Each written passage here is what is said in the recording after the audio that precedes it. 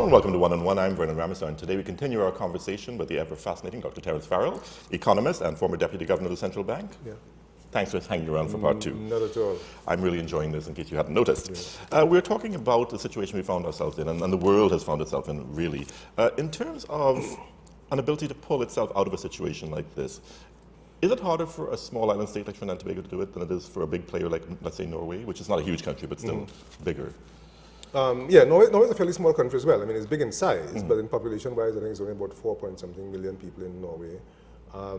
But it is more difficult for us because we're not only small, the heavy concentration in terms of the economy on energy, in terms of exports, for example, well over 80% of exports are in fact energy related. The dependence on the energy sector in an economy like this is much greater. And therefore, when you have a shock, as we've had an external shock in the energy sector, it affects everything that happens in the economy of Trinidad and Tobago. So it is much more difficult for us to come out. So it also means that if you like, the declines and the rises tend to be much sharper than they would in a larger, more diversified economy. And more sharply felt, I'd imagine. And more sharply felt, indeed, yes. Yeah. So, and in terms of what we can do about it, it seems to me that we operate in a sort of a country in a political atmosphere where there is no sort of consistent monetary policy. In other countries, you'll see, even if a government changes, there's a sort of a consistent policy in terms of the economy and monetary policy. Here, it seems sort of change depending on administrations. Am I reading the wrong thing into it, or?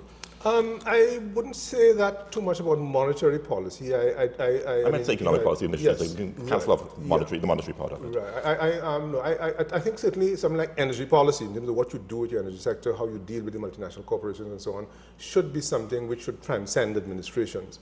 There are other areas of policy, for example, which is quite legitimate for a new government coming in to say, look, this is the area I want to emphasize in terms of, say, social policy or something like that. But in terms of, say, things like energy policy, monetary policy, which the central bank is running, is supposed to be consistent. And the central bank, in terms of monetary policy, is certainly supposed to act, if it needs to, as a sort of brake or counterweight on the government in terms of any excesses in terms of fiscal policy. So the central bank has to be prepared to play that kind of role as well. And in terms of economic policy, obviously we operate in the country, we have two major political parties. Yes. Well, one's part of a coalition now, but basically two major parties. Yes. And they're both fundamentally centrist parties, aren't they? Well, I mean, it's not like if you look at the US and say Republicans versus Democrats, I would say Labour versus Conservatives. Yeah, I would say actually all our parties here are kind of more right of center actually than they are. They tend to be very, neoliberal might be too strong a word to put on it, but they certainly believe in the free market. They certainly believe in the importance of the private sector and so on. Having said that, they do tend, all of them do tend to have a very strong welfarist kind of leaning. And I think that to some extent that leaning, because of the largesse that we've had from the energy sector, rents and revenues and so on, has tended to foster and to feed that welfare state and so on that we have here. But while government has enlarged itself and has encompassed and taken up a lot of the economic space here, simply because the government has had more revenues to do that, I would still say that all the governments that we've had here have tended to prepare to allow the private sector to sit in a certain amount of space. I think that they should be clearly giving the private sector a lot more space than they do. I think the government should be ceding areas that it now looks to dominate to the private sector and to allow the private sector to grow and to flourish a little bit more. And it's interesting, every year, every time we have an election, we have both parties usually saying we have to stop this handout economy that we have. Yes. And yet it continues, or in fact, it's perhaps even more so now to some extent if you're looking at expenditure and transfers and subsidies. Yes, that is true. And I think that part of the problem we have here is that we now have a society which is completely drug addicted, and the drug happens to be government handouts, okay? Which derive from energy, right? Which comes from the energy sector. So the energy sector has allowed the government to play this kind of Santa Claus role by feeding all kinds of things and so on in the economy, and doing so, I think, without an appropriate policy framework that is sufficiently tight and rigorous. So, for example, if you say we are doing this to protect the most vulnerable in society, nobody can quarrel that. The problem that you have is that I'm saying to you, Vernon, the government has no idea who the most vulnerable in society are. They just don't know. The So government, just throwing money. They're just throwing money at what people can put up their hand and say, I'm vulnerable, and they will get money. You're spending, I think the one minister said they're spending $75 million on food cards.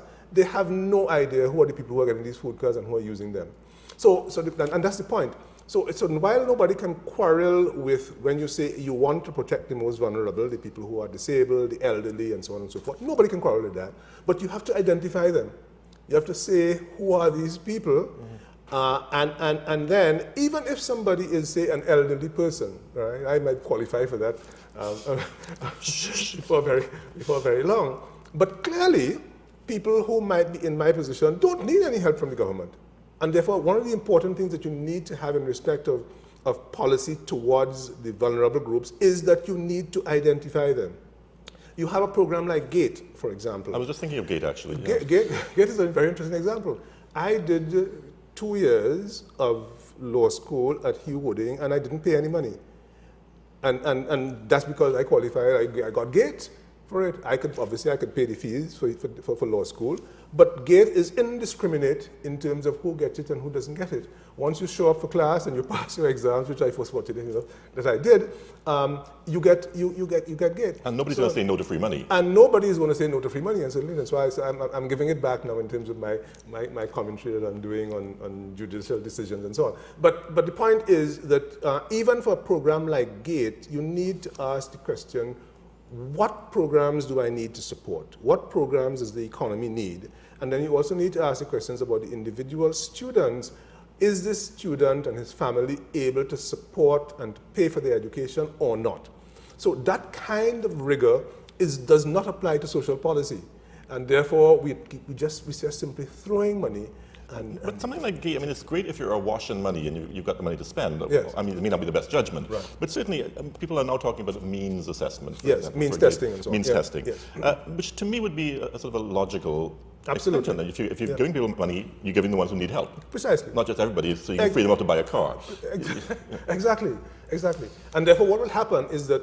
But then how does GATE become sacrosanct? Then you hear the government saying, we're not going to touch GATE. Well, and even the opposition is saying, we're not going to touch GATE. Because it is politically expedient for them to say things like that without looking at the economic costs. You see, where you have a situation where the rents are flowing and the sector revenues are flowing, and the government can look forward to that, they can therefore continue to subsidize these things without having that kind of concern. But quite frankly, that's not the way in which government expenditure ought to be run. So that when, for example, you say as the Prime Minister, well, we are going to cut back on non-essential spending, my question is, why was there non-essential spending in government in the first place? Why is government spending anything, any dollar, on anything that is non-essential? Government spending should be spent on things that are essential. They must be justified, they must be supported. Whether you're building a highway to Point Fortin, a highway to Mayaro, or you're spending $10 on a food card, there must be justification for the use of taxpayers' money. And unfortunately, we're having a situation where the oil money and the gas money has been flowing and so on. We have been just sort of absolutely. And very little of it has been spent on actual revenue-generating exercises. But that is also true as well. So again, when you look at the government's budget, one of the first things that happens when governments get themselves into trouble, as we are in now in this situation, is that you cut capital expenditure. Now, some capital expenditure is not really investment. Some of it is maybe sort of more maintenance, and it doesn't add anything to the capital stock. But some of it is. And therefore, one of the things that you want to be able to do in a situation where expenditures have to be cut, you actually want to preserve a certain amount of capital spending. So you don't have a situation, which is what we've had in local government for many, many years, where you give local government $10, they spend $9 on wages, on people, and they don't have enough money for the materials for the people to work with and so on. So all the people do is just simply sit around. So you're actually wasting the $10 that you're spending. Whereas if you spend $5 on labor and $5 on materials, you can actually get some stuff done. So we tend to cut back on capital spending, which is probably a bad idea in the context. It's actually a fairly small part of the pie as well, isn't it? The capital expenditure really ought to be a much bigger part of the pie than it is. But our recurrent expenditure is extremely large. Both wages and salaries for the public service, which is quite bloated, which has, quite frankly, lost its way and is not contributing very much, I think, to much. Transfers and subsidies also bloated because they are not well targeted. You're putting money behind, whether it is from Caribbean Airlines to all various kinds of programs and so on, without a proper evaluation of the value and the worth of those programs. So we don't have sufficient, I think, care for accountability for money and not enough focus on value for money in terms of what we are spending. In terms of, as we move forward into the year ahead of us, obviously we'll be suffering a decline in energy income. Yes. But isn't there also a knock-on effect in terms of VAT receipts as well? Because if the economy contracts. Oh, absolutely, yes, absolutely, yes, and that's the point. Which is another major source of revenue. Yeah, I mean, as the economy, as energy sector revenues decline, we tighten our belts. The energy sector itself is going to cut back. They're going to cut back. They're going to start laying off people very quietly. There are not a lot of people employed in the energy sector, but they will start laying off people, and people are contractors and so on. So a lot of maintenance will be cut back because they're going to conserve their resources in a period of low prices. And then you're going to have a situation where government is also going to cut back in terms of its expenditure. That will have a multiplier effect, a negative multiplier effect on the rest of the economy, and therefore the rest of the private sector and so on is also going to have to begin to contract and so on as well. And that means lower VAT receipts. So there are going to be these multiplier effects, which hopefully the Ministry of Finance economists have worked out. But they're only predictable to a certain extent, right? No. I mean, I think if they have their models in the Ministry of Finance. That's a big if, isn't it? Yeah. I don't know whether they do, but they should have. And if they don't, it continues to be another sad indictment on the fact that we don't have a functioning Central Statistical Office here in this country now for many, many years. And the very fact that you can have a situation where the government is quite happy to give $55 million to churches and so on, and still can't house the Central Statistical Office. I think that simply tells you what the priorities are. And the priorities are not about a situation where you use data to inform policy making. Data is not important. So that I can announce that I'm going to build a highway from San Fernando to Mayaro, and there's no data, no justification, no economic justification, no environmental impact analysis, no traffic study done, but yet that project somehow becomes sacrosanct, becomes a sacred cow that must not be touched. No data. Well, in fact, I didn't even know until the Prime Minister made the announcement we were building a highway to Mayaro. No, I don't think very many people knew. I certainly didn't know either. I remember the PNM had talked about it, but nothing ever came of it. Exactly. But the point is that we make a lot of decisions in the country, whether it's decisions in terms of social policy, economic policy, and so on, without data. So I think life support is another example of that, isn't it, as well? We think it's a good idea to do this with no actual study done. There's no actual study done, precisely, yeah. When this administration came in, there was obviously a huge increase in spending. Yes. Was that ultimately a sustainable increase? Even if we ignore the crisis we're in now, if prices had stayed high, was it sustainable? Well, I mean, the government has spent a lot of money, but I think that if you're looking in terms of what has been the economic impact of that, I think that certainly the data that I have looked at and so on is suggesting that has not been particularly impactful, let me put it that way.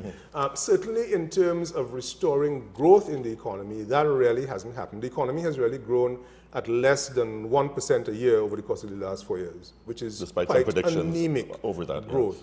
Yeah. And by the way, one of the things that we need to talk about when we talk about growth is that you need to have a growth target. You need to know what is the rate of growth that I need to aspire to achieve some particular objective.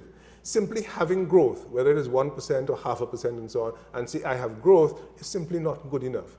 You need to have enough growth, for example, to say I'm going to reduce my poverty rate by so much, that I'm going to reach a certain target level of GDP that will put me in the developed country status or something like that and so on. So you need to have a target. But we have them separated in this country, don't we? We had talks about reducing poverty with no discussion of whether we have the growth to sustain the reduction in poverty. Exactly. Precisely right. No, would it be fair to say that whatever estimates we had for 0.5% growth are going to be flying out the window fairly soon? Oh yeah, that's definitely yes. I mean, the economy is going to contract if the situation remains. I think 2015 is going to be a year of contraction. I think Europe's already contracting, isn't it? Europe is in contract, but not for this reason. No, but for other reasons. Yes, Russia for other is contracting. reasons. But Europe is contracting. Growth has slowed in China.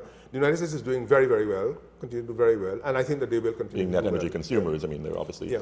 The consumer is coming back in the United States, actually, which is the bigger part of GDP. And of course, Russia we've seen is contracting and really Russia hurting quite is badly. contracting, and they are in serious trouble. Although they react as they usually do by engaging in some sort of egregious sort of invasion of another place to kind of take the distract from that. Let's get to another subject, which I know is near and dear to your heart, and that is, I know you're very satisfied right now with the foreign exchange scenario and the changes that were made at the central bank level. Your happiness has been expressed in the newspapers. You're being a little facetious. No, I think unfortunately, and I say unfortunately, the situation that was visited upon the foreign exchange market last April was bad. And I'm not going to put any finer point on it. It was bad. It was a bad decision. Was the system broken that we needed to change? Absolutely not. There was nothing broken about the system at all. Did we just require some novelty? One can speculate as to some of the motivations and so on for doing what was done, but there was no need to expand the number of authorized dealers in the market. Having done that and having changed the system in the way it was working in an attempt to promote something called equity, I'm not quite sure what the equity was, because the equity that you're looking at has to be the equity for the people who are consuming the foreign exchange. It's not about equity for the authorized dealers. The authorized dealers, that is the banks and so on, have no interest in holding foreign exchange. They buy foreign exchange from the central bank and from the public to satisfy their customers. If an institution does not have customers, like if you're a merchant bank, for example, and you don't really have any retail customers, then why do you need to be an authorized dealer? And the answer is that you don't need to be an authorized dealer. If you have a finance company that is financing people who are buying your motor cars, and you're really interested in selling motor cars, and you have no other customers, and so on, why do you need to be an authorized dealer? And Neil Massey, said, we didn't ask to be an authorized dealer. We didn't ask for this. So what's the equity in that? And then having done that, you change the system so that people who have been accustomed getting foreign exchange from their banks and so on now need to so-called shop around to other authorized dealers to get the foreign exchange, which cause all kinds of problems. You can't undo your relationship with the bank, whether you have overdraft facilities, you have access to things, you know who to call and so on in terms of doing your business. You've been doing business with that bank for 20 years, 25 years and so on, to go shopping around for foreign exchange. I don't know if it was exaggerating, but the head of the Massey group was saying that they will go around looking for 5,000 euros if they can get it, which was to me ludicrous for a conglomerate. Precisely. And so therefore the situation then became one in which there was a contrived shortage. When you do that, and the foreign exchange market is something that has to be handled very, very carefully because it can get away from you.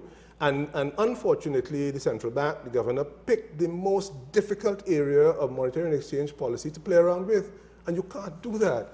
And this is exactly what happened because the confidence is critical to the operation of the foreign exchange market.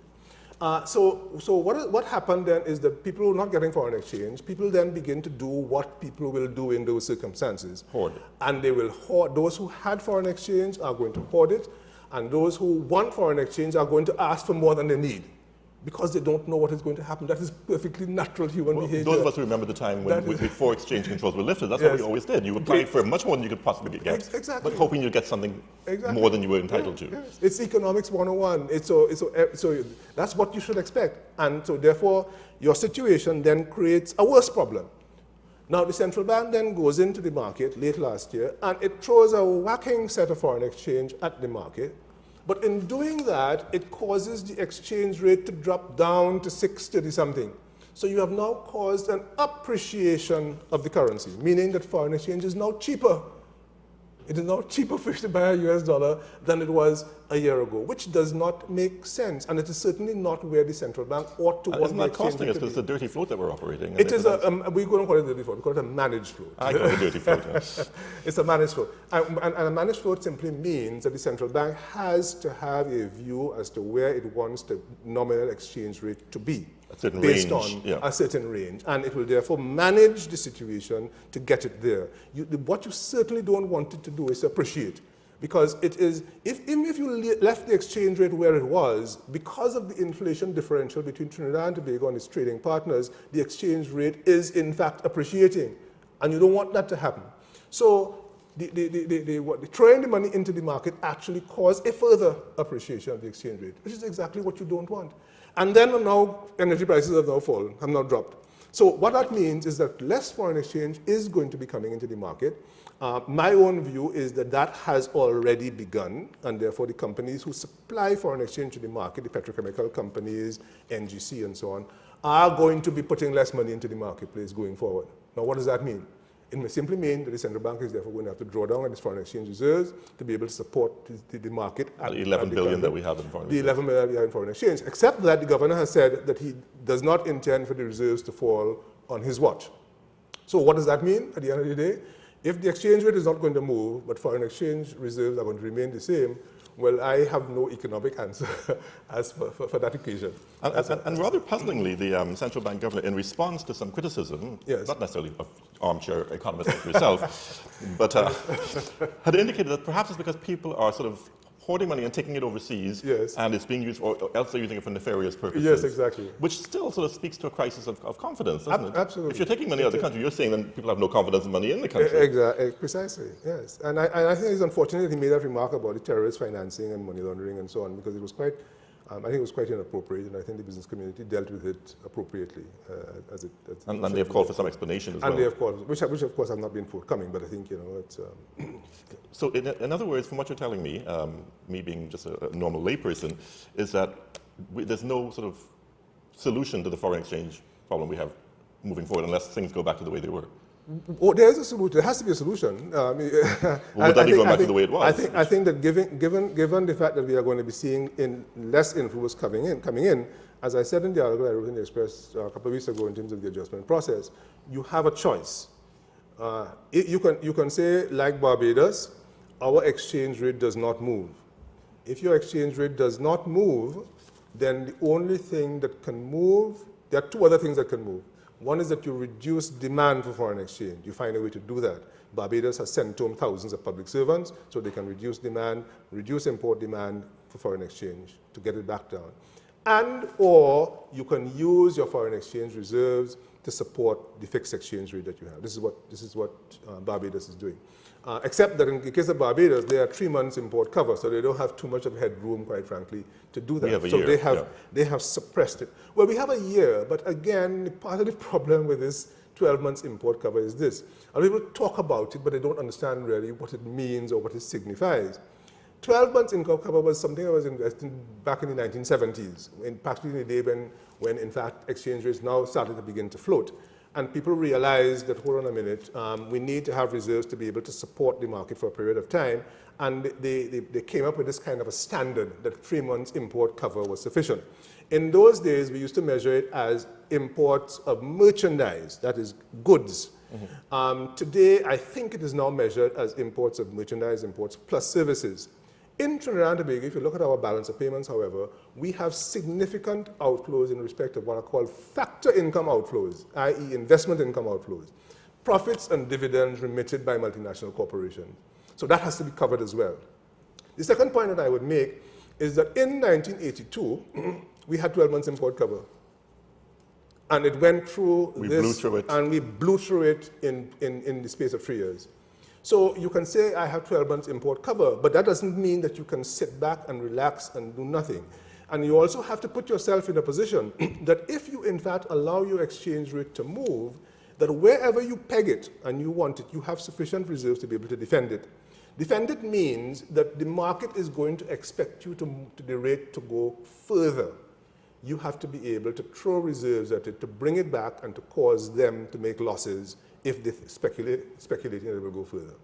So you have to keep a certain amount of reserves in your system to be able to manage the market. And as you said, history has taught us that it's not going to save you for very long. And it's not going to save you for very long. So at the end of the day, the control of aggregate demand, control of expenditure in the economy really is the ultimate solution, which is why government expenditure has to come down and the private sector expenditure has to come down. So as I pointed out in the article, this obsession about government and so on is only part of the problem. The government expenditure reduction has to be calibrated to the need to deal with the balance of payment situation.